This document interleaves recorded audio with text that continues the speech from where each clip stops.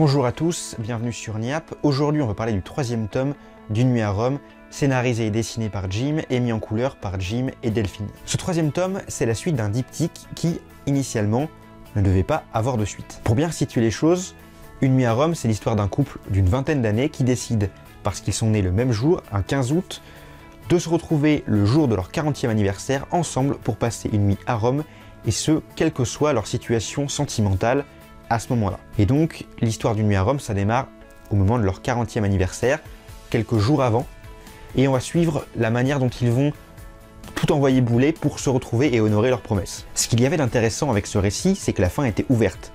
Nous, lecteurs, on pouvait donc imaginer ce qu'on voulait à la fin de l'album. Et patatras, on nous annonce il y a quelques temps maintenant la création d'un nouveau diptyque dont ce troisième tome est finalement la grande introduction.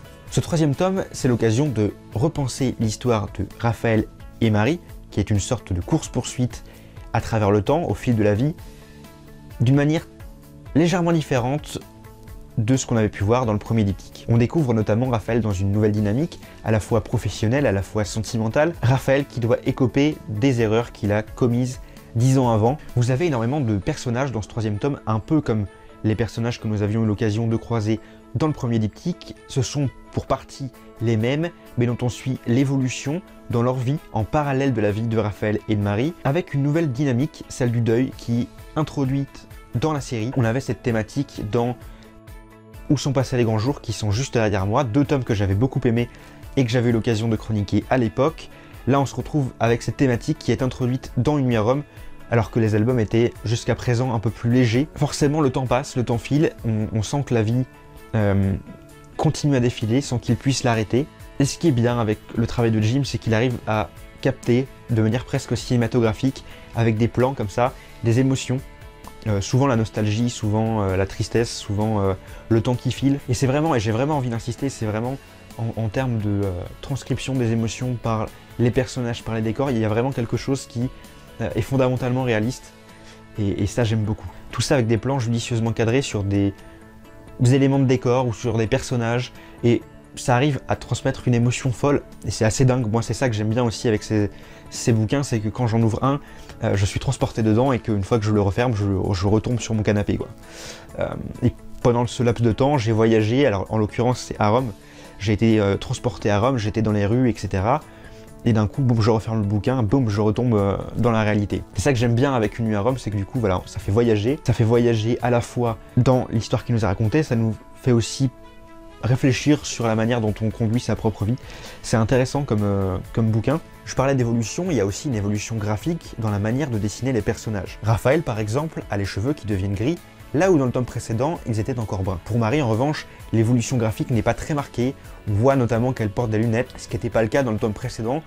Mais globalement, le personnage n'a pas énormément évolué.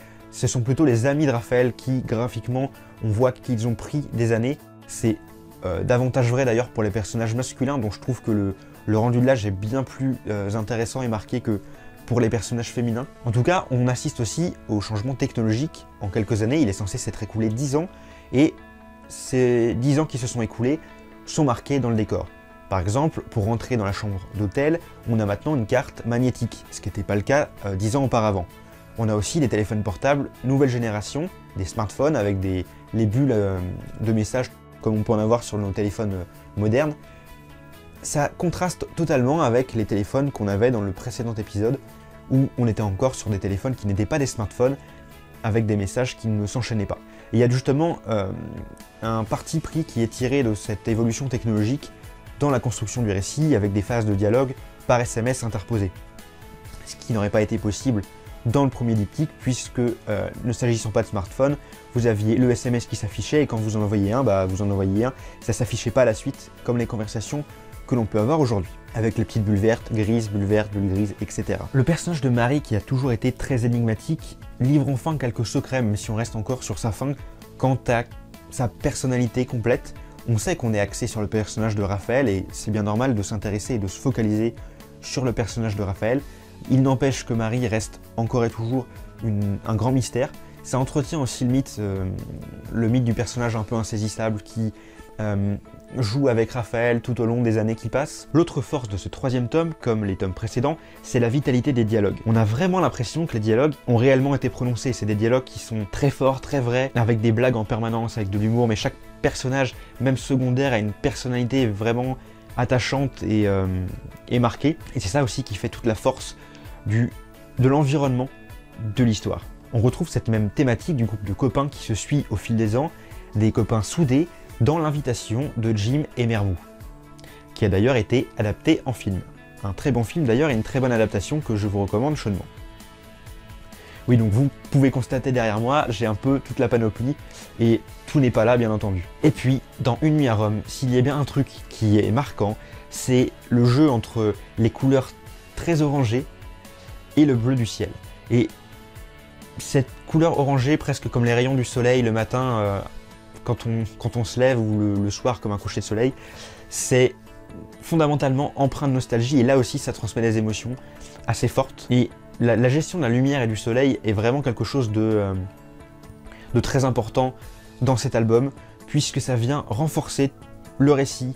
C'est pas juste une mise en couleur pour mettre en couleur. Il y a des ambiances de nuit à Rome qui sont absolument magnifiques. On avait déjà eu ça dans le premier diptyque, c'est vrai. On continue avec quelque part une manière de percevoir la ville qui est différente de la fois précédente. On n'est pas dans le même contexte. Enfin, on a le rendez-vous anniversaire, bien entendu, du couple 10 ans après, mais la manière dont ils vont vivre cet anniversaire est fatalement différente par rapport au premier diptyque. Et ça appelle aussi au voyage. On n'a qu'une envie, une fois qu'on a fermé ce bouquin, c'est de prendre un billet pour Rome et d'y aller. Et je vous annonce que si j'ai la possibilité de le faire, et je vais tout faire pour le faire, il y aura bien entendu un épisode de Sur les traces de là-bas. Voilà, ça c'est un truc que je veux faire depuis longtemps. Je sais pas quand ça se fera, peut-être que ça sera dans 10 ans, peut-être qu'il y aura plein de choses qui m'en empêcheront, mais l'objectif, ça sera Sur les traces 2, d'aller à Rome, sur les traces de Raphaël et de Marie, pour vous faire vivre l'envers du décor d'Une nuit à Rome. L'engagement est pris. Merci et bravo pour ce troisième tome, moi j'ai hâte de lire la suite. Ce qui est sûr, c'est que les lectures qui vont suivre seront sans doute un peu plus tièdes par rapport à celle-ci. C'est toujours le cas quand on lit des bouquins qui nous marquent. En tout cas, moi, cette série-là, j'y tiens profondément. Merci d'avoir suivi cette nouvelle chronique bande dessinée. Je vous remercie infiniment des retours très positifs que vous avez manifestés eu égard à ma série Sur les traces 2.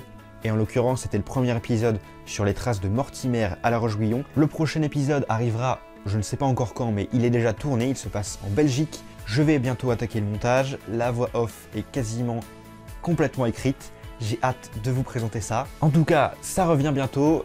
Restez à l'affût, restez à l'écoute de Niap. Et à bientôt pour de nouveaux formats. Ciao, bye!